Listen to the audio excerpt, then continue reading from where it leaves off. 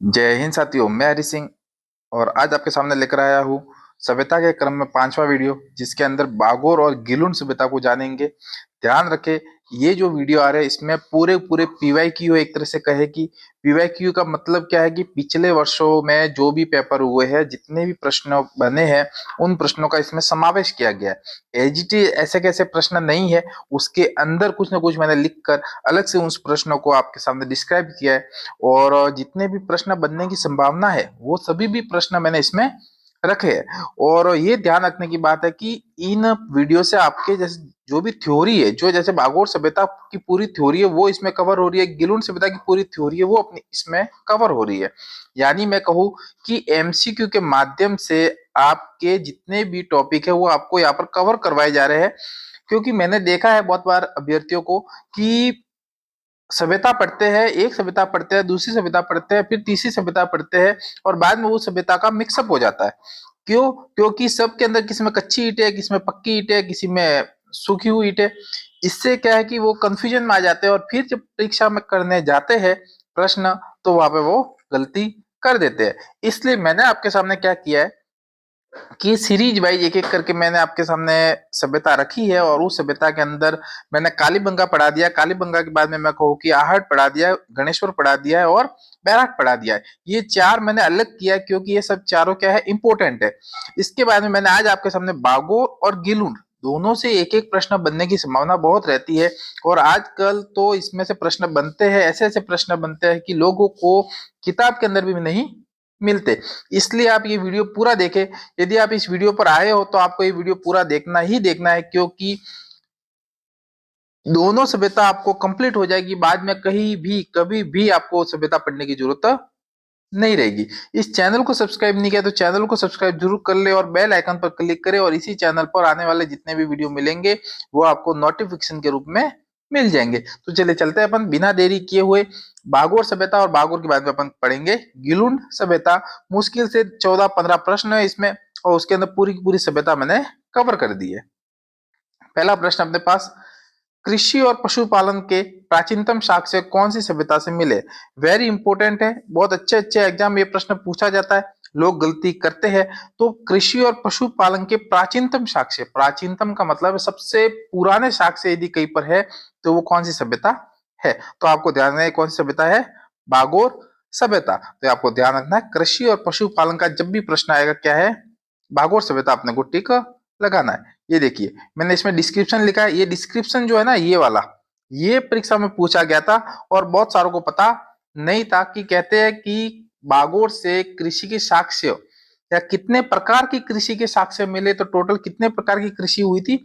14 प्रकार की कृषि थे और वहां पर उसके साक्ष्य मिले थे। फिर कहते हैं पशुओं के कंकाल मिले, जो विश्व में सबसे प्राचीन है। यानी पशु के कंकाल मतलब कि पशुपालन और कृषि दोनों के प्राचीनतम प्रमाण यहाँ पर मिले हैं। तो एक प्रश्न हो गया डिस्क्रिप्शन के साथ, उसकी डिटेल व्याख्या के साथ। दूसरा प्रश्न चलते हैं अपन, बागोर सभ्यता का कालक्रम, बागोर सभ्यता का कालक्रम मुख्यतः किस अवधि में माना जाता है? अवधि पूछिए, यदि एग्जैक्ट आपको यदि प्रश्न पूछा जाए कि कितने साल पुराना है, तो लगभग 5000 साल पुराना ये है। और ईसा पूर्व में पूछा है तो 3000 ईसा पूर्व के आसपास की ये सभ्यता है, ईसा पूर्व की सभ्यता है मान लीजिए।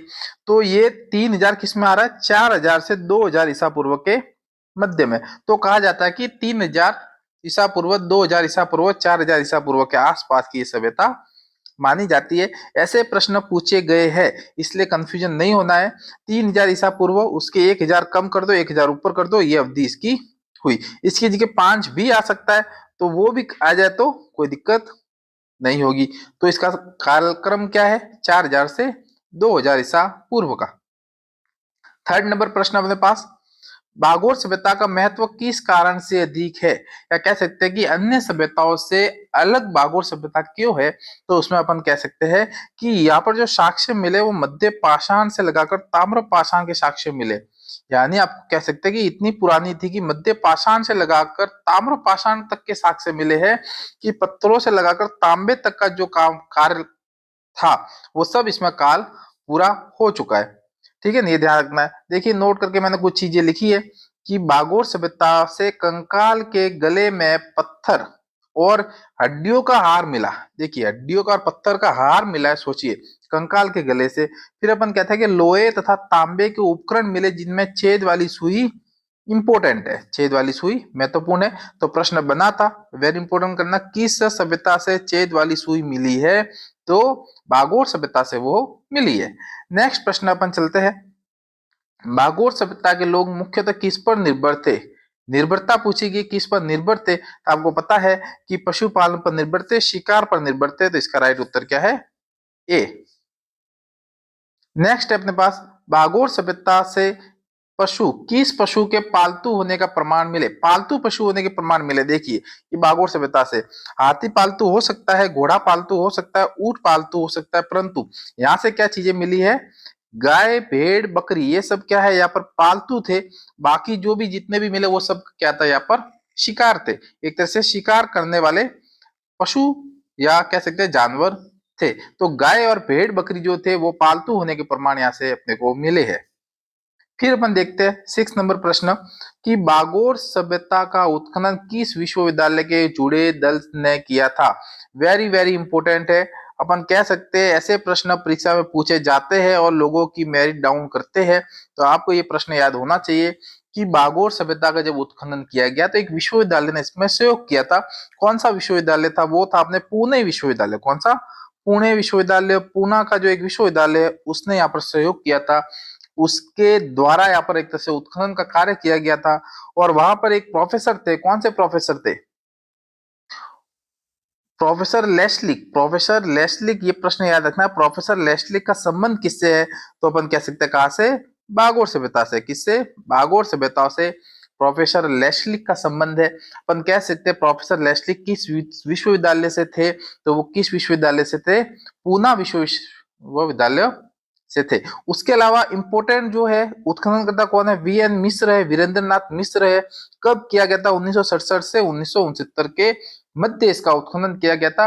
इंपोर्टेंट है, याद रखना है कि इसका उत्खनन कब हुआ है? 1967 से 69 में वीएन मिश्र तथा पुणे विश्वविद्यालय के प्रोफेसर लेस्लिक के द्वारा इसका उत्खनन किया गया था। तो इंपोर्टेंट नोट लिखा है मैंने आपके लिए, ठीक है? तो ये आपको याद रखना है। आपको वीडियो कैसा लगा है तो आप वीडियो को लाइक जरूर करें और इस चैनल को सब्सक्राइब करना न भूले, ठीक है? तो चलिए आगे चलते हैं। नेक्स्ट प्रश्न, बागोर से किस प्रकार के औजार अधिक मात्रा में मिले हैं?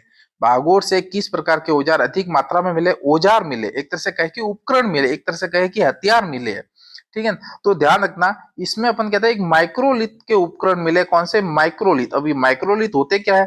तो माइक्रोलिथ ध्यान रखना पत्थर के सूक्ष्म औजार, पत्थर के छोटे छोटे औजार जो किसी न किसी कहते हैं कि अपन कह सकते हैं कि हथियार काम में लिए जाते हैं, किसी शिकार में काम में लिए जाते हैं। पत्थर के छोटे छोटे उपकरण है, सूक्ष्म औजार है, उसको अपन क्या बोलते हैं? माइक्रोलिथ उपकरण बोलते हैं, माइक्रोलिथ औजार बोलते हैं, ठीक है? तो ये प्रश्न पूछा जाता है कि माइक्रोलिथ औजार कहाँ से मिले हैं? तो बागोर से मिले हैं। क्यों? क्योंकि ये मध्य पाषाण से ताम्र पाषाण की सभ्यता है। तो ये देखिए पत्थर के बने बहुत ही सूक्ष्म हथियार या उपकरणों को माइक्रोलिथ उपकरण कहते हैं। इंपोर्टेंट है, वेरी वेरी इंपोर्टेंट। मध्य पाषाण जो स्थल है वही से ये मिले हैं, तो इसलिए मध्य पाषाण एक तरह से, पाषाण मतलब पत्थरों का काल था, पत्थरों का युग था, इसलिए यहाँ पर पत्थर के बने हुए औजार मिले थे। नेक्स्ट अपने पास, कौन सी सभ्यता का उत्खनन स्थल महासत्यों का टीला कहलाता है? महासत्यों का टीला कहते हैं कि महासत्यों का टीला था बहुत बड़ा, उसको खोदा गया और वहां से अपने को एक सभ्यता मिली। और वो सभ्यता कौन सी है? बागोर सभ्यता। बागोर सभ्यता किस नदी के किनारे पर है? तो आपको पता होना चाहिए कोठारी नदी के किनारे पर है। कौन से जिले के अंदर है? कौन से जिले के अंदर है? भीलवाड़ा के अंदर है। क्योंकि ये सबको पता है इसलिए मैंने ये प्रश्न इसमें नहीं डाले हैं, जो इंपोर्टेंट फैक्ट्स है वो अपने यहाँ पर रखे हैं, ठीक है? नेक्स्ट है अपने पास गिलुन सभ्यता। और गिलुन सभ्यता भी इंपोर्टेंट है, ज्यादा प्रश्न नहीं है, 5-6 प्रश्न है, आपको ध्यान में रखने हैं, वो पूरे प्रश्न यहाँ पर कवर हो जाएंगे।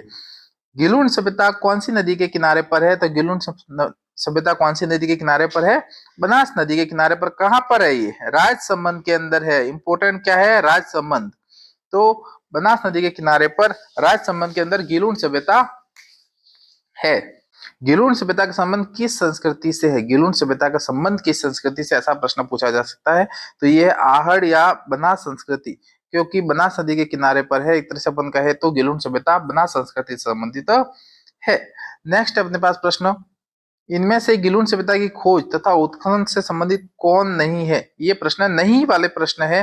गिलुन सभ्यता की खोज तथा उत्खनन से संबंधित कौन से ऐसे वैज्ञानिक है, उत्खनन करता है, जो इनमें नहीं है बाकी सब में शामिल है? तो देखिए बीबी लाल है, वीएस शिंदे है, ग्रेगरी पोशाल है और वीएन मिश्र नहीं, वीएन मिश्र इसमें नहीं है। तो ये आपको याद है ना, वीएन मिश्र का संबंध कहां से है? बागोर से है, ये ध्यान रखना अपने को।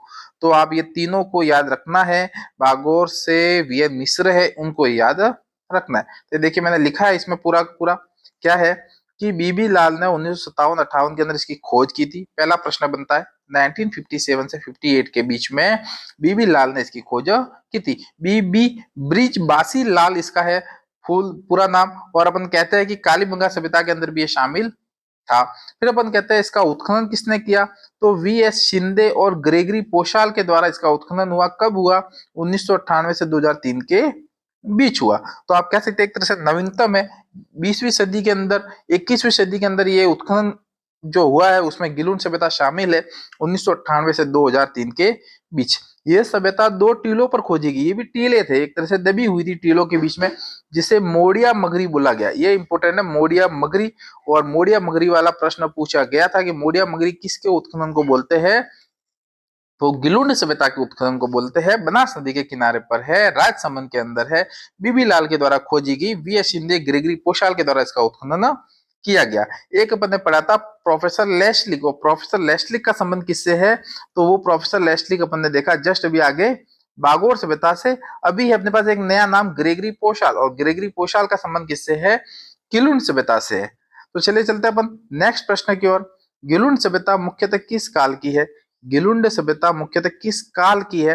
तो ये ताम्र पाषाण युगीन सभ्यता है, ताम्र पाषाण काल की सभ्यता है, क्योंकि तांबे के उपकरण यहाँ पर मिले थे। तो ये देखिए मिट्टी के खिलौने और तांबे के उपकरण प्राप्त हुए, इसलिए इसको ताम्र पाषाण काल की सभ्यता माना गया। ठीक है, नेक्स्ट है अपने पास कि गिलुंड से प्राप्त मिट्टी के बर्तन थे कुछ। गिलुंड सभ्यता से कुछ मिट्टी के बर्तन प्राप्त हुए थे। ये किस रंग के थे? किस रंग के थे, किस कलर के थे, उस पर कौन सा रंग चढ़ाया हुआ था, वो याद रखना है। तो इसका सही उत्तर क्या? लाल और काले। लाल और काले, रेड ब्लैक संस्कृति। एक तरह से अपन कहे कि रेड ब्लैक संस्कृति थी। और लाल काले मटके जो थे उसके ऊपर कलर किए हुए थे, लाल और काले रंग का रंग किया हुआ था। नेक्स्ट है अपने पास गिलुन सभ्यता से किस अन्य सभ्यता से संबंध को संकेत मिलते हैं? एक तरह से अपन कहे किस अन्य सभ्यता से संबंधों के संकेत मिलते हैं, किस सभ्यता से जुड़ी हुई है ऐसा संबंध मिलता है अपने को? तो 4 ऑप्शन है, वैदिक सभ्यता, हड़प्पा सभ्यता, मौर्य सभ्यता, गुप्त सभ्यता। तो आपको ध्यान रखना ये हड़प्पा सभ्यता से मिलती जुलती सभ्यता है, इसलिए अपन इसको हड़प्पा सभ्यता के समकालीन मानते हैं। या कह सकते हैं कि कालीबंगा, आहड़, गिलुन सभ्यता ये सब एक जैसे थे, एक ही समय पर ये प्रचलित थे। ठीक है, ये अपने प्रश्न है। फिर अपन कहते हैं कि यहाँ से पक्की ईंटों के घर बने हुए थे और हाथी दांत की सामग्री भी मिली है। तो ये भी इंपॉर्टेंट है कि कहाँ से हाथी दांत की सामग्री मिली है? तो कहाँ से मिली है? गिलुंड से मिली हुई है। पक्की ईंटों के घर बने हुए कहाँ से थे? गिलुंड से थे। तो ये अपने को याद रखना है कि गिलुंड सभ्यता हड़प्पा सभ्यता के समकालीन थी। ये तो अपने पास गिलुंड और बागोर सभ्यता दोनों ही सभ्यता अपन ने पूरी की है, दोनों सभ्यता एक तरह से कंप्लीट कर दी है। अब इसके साथ ही अपन नेक्स्ट सभ्यता जितनी भी छोटी मोटी सभ्यता है उनको सबको एक ही वीडियो में लेकर कंप्लीट कर देंगे। और फिर आपके जितने भी 5-6 वीडियो बनेंगे इससे एक भी प्रश्न बाहर नहीं जाएगा सभ्यताओं से लेकर, ये मैं दावे के साथ कह सकता हूँ, क्योंकि इसमें पिछले 10 साल 15 सालों के जितने भी प्रश्न बनते हैं उन सब प्रश्नों का निचोड़ आपके सामने लेकर आया हूँ। तो चलिए अपन चलते हैं। इस वीडियो को लाइक जरूर करें, चैनल को सब्सक्राइब करें और इस वीडियो को शेयर करें अपने दोस्तों के साथ, अपने ग्रुप्स के अंदर, ताकि वो भी ये वीडियो देख सके और अपना लाभ ले सके। चलिए, जय हिंद।